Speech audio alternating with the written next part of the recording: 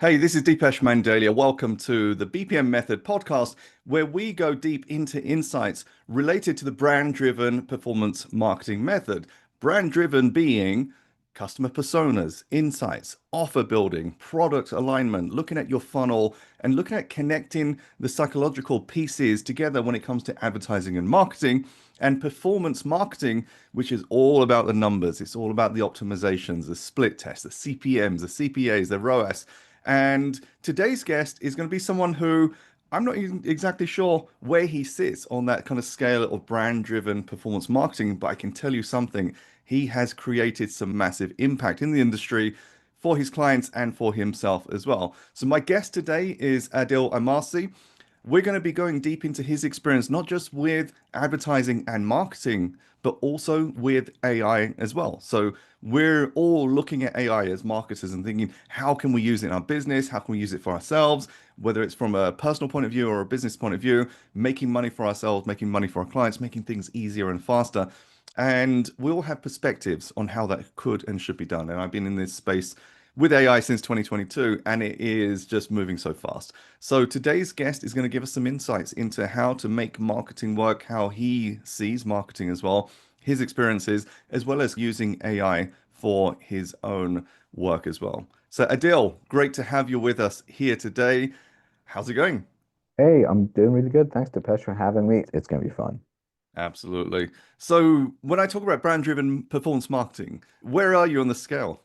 Ooh, see, I slightly am more towards brand by a hair. Like literally it's a 51-49% because ROAS data and everything else is so driven and you have to know those metrics. Those numbers scare the crap out of people, but sometimes you have to be afraid of the numbers to go look at them and then just be like, oh, they're just numbers. And you have to be creative because one without the other doesn't really happen. For long-term growth, you need to make sure your creative is really dialed in, understand how people are thinking, what they're looking at, how they're tapping into what is the essential ideation of the world's beaten thoughts, and be a bit of a psychologist and have that all plugged in. And then from the ad side, have the numbers and move them in together. It's purely out of what's it called, preference that would fall under brand, but I think both are equally important. Absolutely. So one of the challenges that I see is figuring out who to listen to, what I should be listening to that they're talking about. And I would argue that not enough people know about the cool stuff that you do. So I know some of the work that you've done. Tell us, like, who are you? What do you do? And what's the impact you've had in the industry? Oh shit, yeah, okay. There's so much. So whatever again. Hello, my name's Adil Amarsi, and I was an elite level copywriter from 2008/9, but I did start off in 2001 and have actually made my mark on the industry very much behind the scenes. Have generated about 1.4 bill, oh, it's over $1.4 billion in sales for my clients over 428 different niches, industries, and markets, which is always fun. And in that time period, a lot of people are using a lot of my methods and they actually have no idea that they originated from me, such as putting testimonials on squeeze pages. That wasn't actually routinely done in 2000 until 2012. And I remember doing it, and then all of a sudden it started to blow up everywhere and became the big thing, which is amazing because there were some really interesting marketers in the same masterminds with me that I was sharing this with. And then there's just so much more stuff that we've actually developed. So, like, I very much, as Depeche likes to remind me, and all my friends like to remind me, I don't talk about this stuff too much, but this is why I'm coming back on shows to really express all this stuff around. And by the by, I have been behind the scenes with AI since 2018. I have seen the development of some of the best AI processes and models over time. And it's just really interesting. So we're gonna have a lot of fun on the show. Absolutely. So my experience in marketing started off on the performance marketing side, like 100% that side. I didn't respect and I didn't really understand the brand side. For me, I started working in-house as an employee and I was getting to know website analytics, conversion rates, optimizations, and then got into split testing and things like that. And I would have conflict with people who would talk about personas and building avatars and trying to go deep into psychology of the prospect and trying to convince me that matters, to be honest. And I was quite young and quite naive. But it wasn't until I started to read books on Ogilvy, on Halbert, on Kennedy, and many other people that I had these light bulbs start to go off. That makes sense. Like these people are talking a language that I understand. Like, okay, this is how marketing can and should work. And that helped to build up the BPM method. So a lot of the, you'll know, a lot of the experiences that we talk about, the knowledge that we've developed is built on the foundation of people doing it 100 years ago, 50 years ago, things like that. Yeah. And then you bring your own flavors, you bring your own mixes and modernize it as well. Talk to me about your stack. Like, who's influenced you Yeah. and what do you then use in your day to day? Okay, so this is really interesting. So I'm going to start off with one of the big places of my influence is actually our shared faith that we have. Basically, for me, it's a big thing, mainly because it's been my moral guidance on how I work with my clients. So I very much have a thing where everything that I do has to be ethical. It has to get a result. It has to be profitable. It has to be correct. And in doing so, it massively changes. It allows me to work with the clients I want to work with and pick and choose. So my influences started off with the legendary John Carlton. Now, it was actually him who started off all my influence work because I was on Frank Kern's mailing list. I remember him talking about John Carlton, and then I remember it's so clear in my mind. Like it was Mass Control 1.0, the mastermind in San Diego they had that I first saw Carlton's face as like a teacher, and then I followed his blog, and I did not have the funds to actually go get the courses. So I had friends who were in marketing already. They were like, okay, we'll just send them to you. We've got them. It's a PDF. Let me just throw it over to you. Have a read. So I'd read, I'd devour all this information and start applying. So Carlton was the main one. Then it was Halbert. Then it was Jay Abraham's ability to think strategically and profitably and laterally, because that's really where I shine most. While I do understand the words and psychology of what goes on, for me, it's understanding the overall strategy of how you do things and why the psychology works. It's something you and I have discussed nearly every time we've spoken, which I've really enjoyed. So it's like, yeah, so here's the reasons why this stuff works. So they were the big influences for me around the advertising space. Then it was Dan Kennedy, then Ben Settle, and it's just been constant. Like Joe Sugarman was such a huge influence. I'm grateful to say that even John Benson and the VSL method, that was another huge influence. I'm grateful to say a lot of these people that I've mentioned eventually became very close friends of mine while they were still around. And some of them have unfortunately passed on, but it's really nice to have that kind of camaraderie because you understand that it is what it is. So the principles that we have, they're built on a foundation. Now, how I stack my stuff a little bit differently is, and this is one that people really need to understand, there is more than one way to write sales copy and advertising. There's actually roughly 28 different ways to do it if you know what you're doing, but there's seven that really work. And you have to know which one works over which season. There's one that's a constant timeless classic, and then there's ones that are seasonal wins. Like for instance, when we went through the superhero era of the 2010s up into the mid until very recently, that allowed us to go through how superhero movies are written, the origin story, big team ups. It had a formula that you can see working out because Marvel was winning and DC was losing, so you can see what was working and not. And you look at something like that, and you have to look at it entirely from that perspective and say, that movie genre no longer works. And the same as with copy. Stuff that used to work even a year ago, not going to work anymore. And AI is really interesting because AI is a power tool. I always tell people it's not a threat unless it is a threat. And what I mean by that is it's about as threatening as a power drill. In the wrong person's hands that doesn't know how to use it, it's not really a threat. They might be able to physically throw a power drill at you, but they can't throw AI at you. So I would just weird thing. I threw AI at you. Wouldn't work. But in the hands of someone that knows what they're doing, a power drill can build a house or just take one down. Like you can build a business and take one down with just a power drill if you know what you're doing, because you know where to build, how to put things together. Same with AI. And what you've been doing is absolutely incredible, building such a team around your AI, like having different areas just being taken care of. I'm really curious how you actually got into that. So I'm going to ask you that in just a moment. But I hope that answers the question. Like those are the people I looked up to, and that's how I stacked. And right now, what's happening with the industry is the days of the fake story and the very research heavy, and there's a very specific copywriter who comes to mind that we used to do this.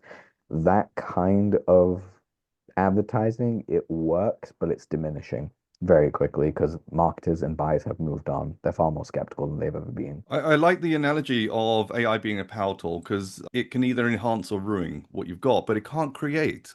This is something that people don't understand about AI right now, where it is right now, is it's more like predictive text on your phone than Yeah. something that could actually reply to someone without you being there. Like that's the way I see it. So if you have a bad offer, if you have bad funnel, if you don't have your ad account set up properly, you're doing bad outreach, whatever it is, AI just makes it worse. If it's Yeah. good, AI makes it better. So that's where we are right now. Now, people talk about agentic systems, so AI agents that can do things as well. Even then, it still needs a human operator. So we're still some way away from getting rid of the humans. I'll give you an example. Just last night, I was playing around with some video edits for an event I've got coming up, and I was jamming with the AI to come up with creative ideas. Now, a few days ago, I just pushed it to AI and said, go and create these kind of creative videos. It was using Manus and VO and a few others that I was playing with. The results are terrible because I'm Oh. leaning into it to come up with a creativity, and it was just not good. Then, as I started to take a different track, and I said, okay, let me take the lead on creativity, you go and produce it. What came out was so good. And within that, I don't think people understand that you still need to have a concept of, okay, who am I targeting with this piece that I'm doing, whether it's written or video or audio, whatever it is, and what do I want as the outcome? The AI can't really do that for you. So, No, it really. how are you using it in your day to day to help you and enhance what you're doing? Okay, so I love that you asked this question. So I'm realizing my niche in all of this because I was wondering how the hell do I actually what do I do with the AI? Because everyone's I'll do copy prompting, I'll do this. I'm like, that's good, but what am I good at? And I looked at it. So this is how I use it. I actually use AI to build out all my first drafts. So I actually have loaded AI with my own personality. It knows what I'm like. It knows my psychology. It knows some deep-rooted psychology in there that's added to the memory banks. So it has an understanding of my level of empathy, understanding what I do, and I've built it around this. And then what I've done is I've actually given it things to analyze about me that actually draw conclusions where it's like, what do you draw a conclusion to this? And this took me about a month of just going back and forth with my AI, by the way. It's not going to happen overnight. It does take time. You do have to have conversations with it so it understands your style and behavior. Now what I do is I create a project, I upload the files I need in said project, I give it the instruction, and then I hit go with this is what I'm looking to do, this is how I want to get it done. I don't talk about my target audience because I actually have that already preloaded. It just goes ahead and gives me exactly what I need. And then I'm like, all right, cool. I know how to edit this. So I'll grab the AI text, the first draft, whack it through a website that I really enjoyed. That's basically it's wordcounted.net. It's really good for just separating out text, and then post that into a Google Doc. And then I just edit for 20 minutes. So that's just essentially how I do all my AI stuff. I keep it simple enough for what I need it to do. And also on top of that, I use it to build out my other parts of my life. Like my workout routines have been built in AI, my tracker for like keeping up with my prayers and stuff like that, that's all in AI and actually making sure that whenever I'm traveling, seeing exactly that I'm getting the best out of what I see. So if I'm in like right now I'm in Vietnam, I've been here before, I know the city well enough, but this time what I want to do is make sure that my AI guides me through how do I split time between working and enjoying myself and actually going out and doing things that are going to be impactful for my business and positively be there. It's been a huge win. But the other thing that people have to keep in mind, and this is a really big thing that people have to understand, AI is neither artificial nor is it intelligent yet. It hasn't reached that point. What it is that it stores all your data and then compiles through determinism what you would essentially go ahead and do. It's the best way I can describe this is find the most autistic person that you can have a conversation with and ask them to explain how they came to a conclusion and watch them go. That is what AI does in a condensed amount of time. That's literally where you got to look at it. So if you feed it good data, you can get it to get to a direction that you need it to get to with minimal changes. If you Absolutely. don't, it's like you're never going to understand them because you don't want to. Yeah, absolutely. So when it comes to marketing, advertising, and things like that, so do you focus more on the organic side, the paid ad side, or is it agnostic in the terms of how you work with For my clients and for your own materials? So it's agnostic. With clients, it's a lot of paid. With me, it's a lot of organic. It's like I only do organic for myself, but I only do paid for my clients. It's a very weird dichotomy. So I know a lot about how to do the ad writing side of stuff, but I'm like, I don't really need to run ads right now. I will eventually, but I'm actually putting stuff up so I can actually go through that. But at the same time, my clients, they're like, how do I do this organic thing? I'm like, okay, so here's what you do organically. They're like, can you write it? I'm like, no. In fact, I don't have the time, effort, or energy to go through and create the content side of what you're doing. So it's very much here's the strategic side, Here's how to use ads, and then here's how to get you money right away. Do you see any difference between the prospects on the organic side versus paid when you're working on various projects? Or is it the same kind of frameworks you're using for both when it comes to landing pages, copy, psychology, avatars, etc.? Ooh. It's actually really interesting you should say that because and you've gone through this before because you had it. And so thank you again. It was my old copywriting course. It's my frameworks I've used for literally, I'd say 17 years since I developed it properly. It's very straightforward because I believe that once you understand the process of how that works, which is based on real life human conversation and how you can apply it into real life work moments and like in real life social communication, if you can take those elements and understand them in a sales letter, you can understand them in anything. So it's like the Rosetta Stone. Once you understand how to speak that one language, it doesn't really matter. It's a universal framework. For instance, you just remove elements to it. So you would actually, how do you create a headline and an open hook in a Facebook post that's completely organic? Or how do you do that on a Twitter thread and then keep it going?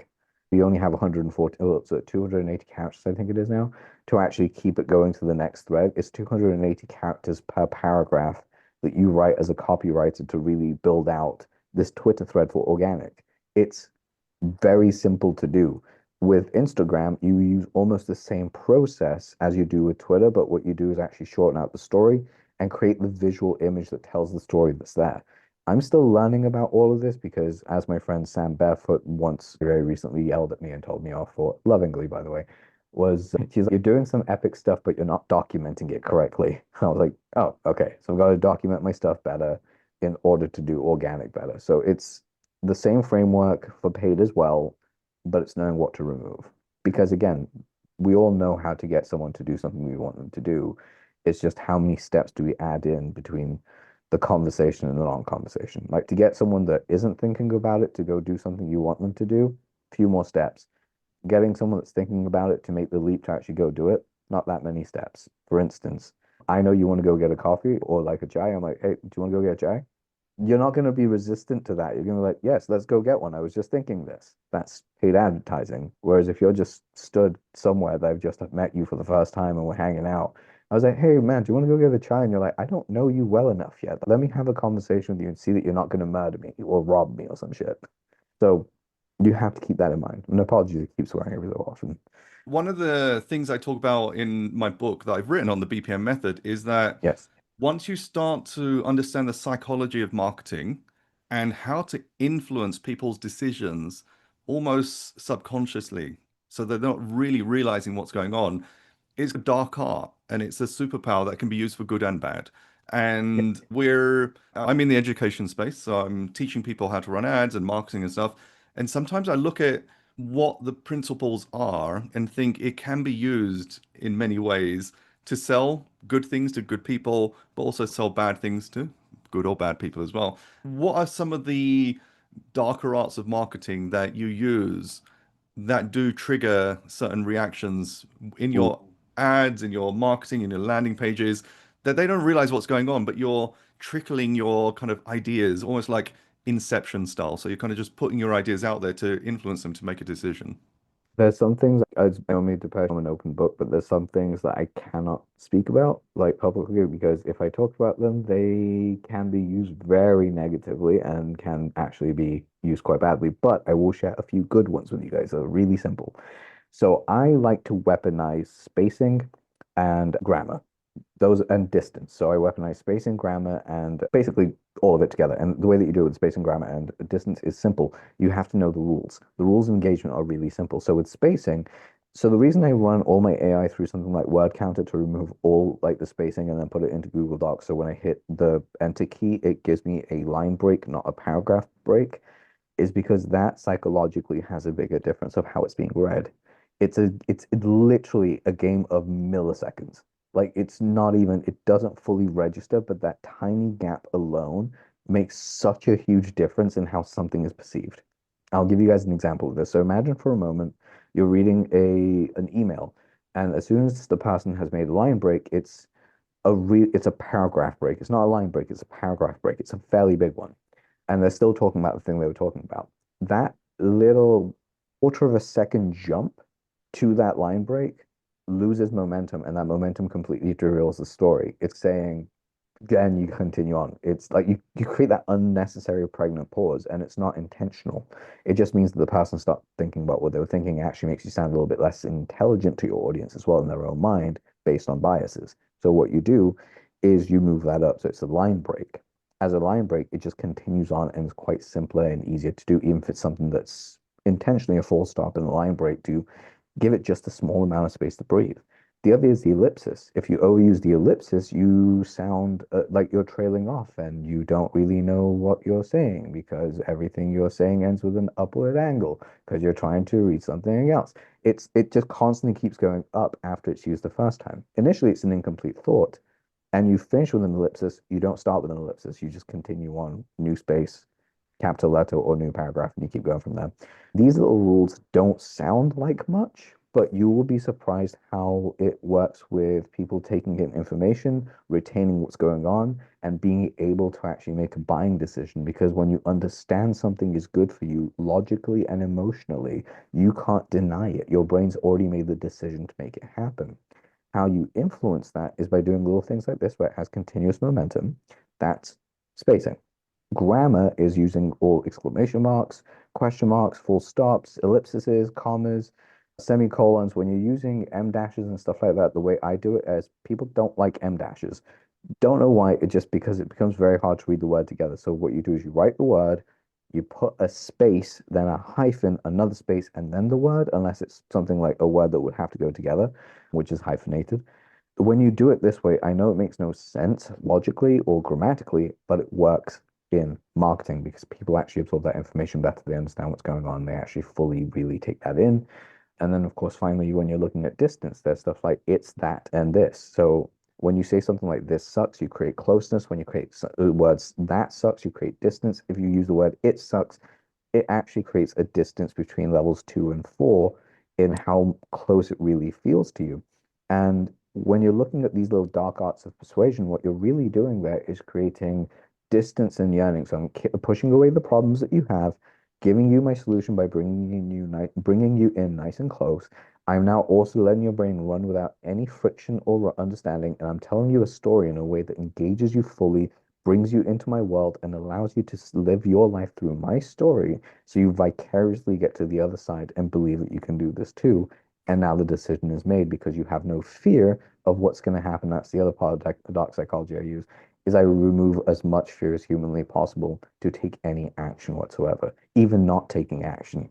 If you decide not to take action, you don't fear the repercussions because you know the repercussions. You just have to admit to yourself you're comfortable with them. That's something a lot of people don't want to do. They don't want to admit they're comfortable with the repercussions. What they want to say is, there's a reason that I can't do the thing that I want to do because of the other thing. They won't just say, yeah, I can see why me not doing this is going to not get me this result, and I'm comfortable with that knowledge. Okay. There's very few people like that. And it's also down to like biopsychology. If you are speaking to a person that is comfortable with something like that, you can still remove the fear and give them an out and they feel wonderful for it. But the people that actually feel like they don't have a fear-based reason to buy, but rather an inspirational reason to buy, that also works. The other thing, going back to dark psychology, when I was talking about removing fear, what I replaced that with is I put a little bit of fear in so you actually understand what there is, but then I implement it with a lot of pleasure and a lot of future-based understanding based in reality and truth. When you get through all of this, what happens psychologically is you've taken someone through the journey of, hey, let me tell you where I was and let me put you through my shoes. Okay, you understand my story because it's actually your story. Let me show you the triumphant moment of what happened. And then finally, let me show you how there's zero fear to take the next step because that's exactly what you want to do anyway. And you'll go do it. Now, the beauty is because I haven't messed with them and induced a lot of fear and guilt, when they have buyer's remorse, which is the thing a lot of people I get told have, I've rarely seen, well, I have seen it a couple of times, but when people get it, they actually only have buyer's remorse when the marketing and the message made them feel a certain way that wasn't positive because they're now watching you with a hawk's eye to be like, are you going to make a mistake and I can get to blame you? Versus someone that really understands the pleasure type model and comes in that way, they're now your biggest fans. You could be late on something and the only response is, no, keep going. I'm waiting for you. Rather than, where's my stuff? They're like, it's cool. I'm busy anyway. They'll make an excuse for you because people actually people they like. shock horror. It's there. So people like people who make them feel good. So make your audience feel good and they'll like you, essentially. Nice. Now, one of the things I wanted to also speak to you about is when it comes to funnels, there are Yeah. many different funnels that you can create. So when we talked about your knowledge stack and the people that you've lent into, and then you've created your own models. Now, obviously, your work extends way beyond just copy because the funnel is everything when it comes to actually producing results, leads, Yeah. sales, all that kind of stuff. And the way I like to look at it is I call it a gateway offer Yeah. where the term comes from a gateway drug. For example, I worked with a coffee subscription company many years ago, and we found that a particular blend of coffee had the highest lifetime value. And the reason was it wasn't too strong, it wasn't too mild, it was just the Goldilocks of coffee. It was just right. So when we went out to prospect to new customers, if they had that one blend of coffee first, they were more likely to stay and stay longer. Then they could experience the other blends. If it was too overwhelming on the palate or anything like that, that became a problem. That's one idea of a kind of gateway offer is finding the entry point that's going to work for you. So, for example, let's say you have a subscription business. I have a subscription business. We've tried free trials. We've tried a dollar trial. We've tried $97 trial plus money back if you're not happy and things like that. The one that worked for us is actually a 7-day free trial, but it's a limited trial. So you don't get Yeah. everything, but you get a preview. If I talk about one of our coaching programs, one of the funnels that we've tested is webinars. We've tested VSLs, video sales letters. We've tested ebooks and things like that. The one that actually works best is a VSL. I'm not a big fan of webinars. I know they work, but they're also very hard work as well. But having a VSL, which is you pre-record 10, 20 minutes of value and then get them to apply through an application form or just book a call, that kind of works well. If you talk about e-commerce, I was working with a client last year where we analyzed lifetime value against the first product bought, similar to the coffee subscription company. And we found that if people bought this, I think $20 product, although they sold products around the $100, $200 mark, they were more likely to upsell and cross-sell and their lifetime value increase. Talk to me Yeah. about your experience in this in terms of finding the funnels that work for your prospects and stitching all of that together. So it's really interesting. I use that quite intuitively whenever I look at things. So I always look at the business and go, okay, what's it already got doing? And I wish I could explain how I just know. But whenever I see a business, I'm like, that's awesome. I love that. Or I think that could be better, or that can be changed out a little bit differently. And I can understand why VSLs work. But there are certain things that you also have to keep in mind when we're coming down to buyer psychology. And that is sometimes a really long sales page sucks. Like it really does. Like I don't need a 45-minute video explaining to me why I want to send you $7. No. You get 5 pages at most and a VSL that's maybe 5 minutes long. That's hello, here's the reasons why you need this. If you're into it, great. You want to find out more? Boom, let's go. It's very to the point because you want to know exactly where you're meeting your customer and what you're looking for because each level of buying has a different level of understanding of what goes on. Like for instance, this is a funnel I'll explain in further depth. It's basically my gift funnel. If you're a coach or a consultant, will work wonderfully for your back end and also a bunch of other things as well that you do. But what I look at is with every client's funnel, it's different. What is their prospect trying to achieve? What is the goals they're looking for? How are they going to get there? What is their process of the next thing they're going to buy? Because upsells are really interesting. I know like certain very well-known marketers have a way of basically going, okay, the front end has this reason, the upsell has this reason, so it has to go faster, better, or make this a whole different thing. But that's not always the case. Sometimes someone just wants to know, and this is one of the things that I really look at. Someone just wants to know what the next step is that they can get access now. For instance, okay, let's look at my offer, for instance. My offer, the one of the ones I have, is you get access to all my copywriting knowledge. Okay, great. You get access to all my stuff.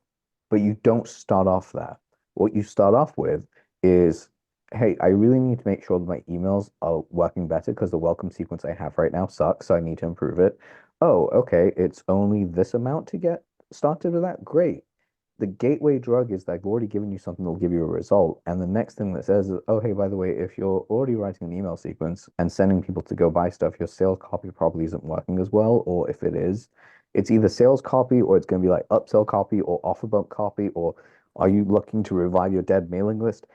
there's something there that attaches to the initial that allows them to go, yeah, but what if? And then that what if is immediately answered. Sometimes it is just to go a little bit faster if they need to or improve their stuff, but usually it's to find something that's complementary that keeps going and keeps pushing the sale down the line. The reason is with supplements, yes, selling more supplements is wonderful as an upsell, but it is done to death and people are getting done with it. So what you want to do instead, find a different way. It's the easiest way that you do if you want to sell something with supplements, sell merch. Like merch with supplements works wonderfully. There's a reason why, like, by the way, Huel, great example of doing this. Huel has the comfortablest t-shirt I've ever owned. It annoys me to no end that I have a Huel t-shirt. It's free advertising for them, but by God, it is genuinely the most comfortable t-shirt I've ever owned. And this is better than some of the custom ones I've had made. So I'm like, what's going on here?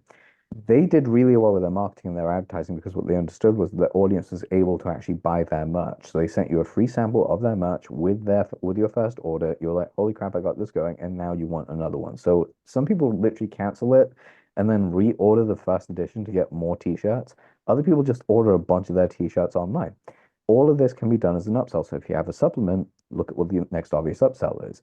If you have something that could be just the only thing you can do is sell more of, look for different ways to do it. So I'll give you guys another example, if we have time, is essentially what you would do is there was a client of mine that most people don't use stick letters correctly. So what we did instead was we actually found a way to maximize the stick letter because it was a supplement aimed at women who had just given birth or in the process of the third trimester, and it really helped them out with a very specific insecurity they have. I'm trying to speak broadly here so I don't give away any secrets right now, but they had a specific insecurity. And the funny thing is, the husband or the partner would also have this insecurity, but they never addressed it. So in the stick letter, we just said, hey, thanks so much for this order. By the way, if you want, get your partner to try this out and tell you how they feel. I guarantee you they will be looking to steal your pot of cream when you're not looking. So do them a favor and go to this website and order another one for half off today, or order two more, one for you and one to treat yourself because you know you're going to go through it. Now, all of a sudden, you've turned one product into three that's already shipped to their house. And the whole different reason you included someone that doesn't get talked to often enough. So that's the way I look at it whenever I look at funnels is like, who's not being spoken to? How are we speaking to the people? And how can we get across the line? The other way of thinking about this, if you really want a visual, is think of it like dating. A very specific, not everyone wants to date the same type of person. Everyone wants to date someone differently. And sometimes we believe the person that we want to look like to attract the person that we want is actually looking for what we currently look like. And they're like, huh, the person you're trying to become is not the person I want you to be. It's really odd, but humans are made of different flavors. And the same goes for your advertising. You got to figure out exactly how someone who has been, let's just say they've gone into a series of bad relationships with a walking red flag, and they come out the other side and they've got to go through their healing. They run across you who can help them, but you know that either you shouldn't or if you do, you know what you're taking on. That is the equivalent of your customer database of how you do angles, funnels, and stuff like that. You got to realize what they've been through, where they are, what they need, and how to get them back onto your side. Because being a good person, a good guy in the industry, a someone that has an ethical background, it can take a little bit more time to make money, but you will actually sleep better at night. Your money will come in far easier, and more importantly, people will not trash you. They will actually defend you when people go after you. This is how you build fans. So it takes a little bit of time, but it works. So look at exactly what your audience needs, connect with them, and essentially move it through that way as well. So I hope this all makes sense. And I've just gone on like a random tear there. So interestingly, your this kind of gift funnel idea, I learned something from Dan Kennedy around this as well. And I launched this after being in Brunson's mastermind back in 2023. And it made us $50,000 of monthly recurring revenue for our subscription model. So the idea is you get them into the subscription and you offer them something super valuable simply for taking the trial. But my mistake was I looked at this offer and I said, so they're signing up for my subscription for $29, usual price 97, so they're getting a discount. And then for a limited time, we're bundling all these valuable things like $10,000 value stack, and it converted extremely well. The mistake I made was turning that into a standard offer, which was it wasn't time limited, there's no scarcity. anyone can get Yeah. it any time of the day. It was on the main homepage of the product as well, and conversion rate dropped because it no longer had that kind of appeal of being special. And that was a huge mistake because with subscriptions in particular, launch models work, hey, we've got this massive offer. It's not going to be offered again. You might bring it back a few months later or whatever it is. And I think that's an amazing dovetail that I think will be both covering off as well. So Almost. There's a different gift funnel that I was talking about, but that one also we can touch upon because I have used that one with some very interesting results. So what you're saying is so true, specifically around how if you're not watching exactly what it is, how you can do it. And something just to think about, guys, is you need to know how to actually, what's it called? Almost roll out your ads and funnels on almost a seasonally basis and know when to actually bring the actual thing back and how it's going to look. Because if you do something correctly, you can position the same offer, you can position two offers throughout the year and interchange them, and your audience will actually buy either one quite well. And it's really simple to do. yeah, and the depth of knowledge you've got is we probably just skimmed a micro percent. How can people Likewise. follow you? Where do they go to learn more about what you do, get in touch, things like that? So I'm currently going through a rebrand with my businesses because I'm looking at what I'm doing because there's a few different arms that are currently in play. But the best place you guys can find me is at Adil Amarsi, which is my Instagram.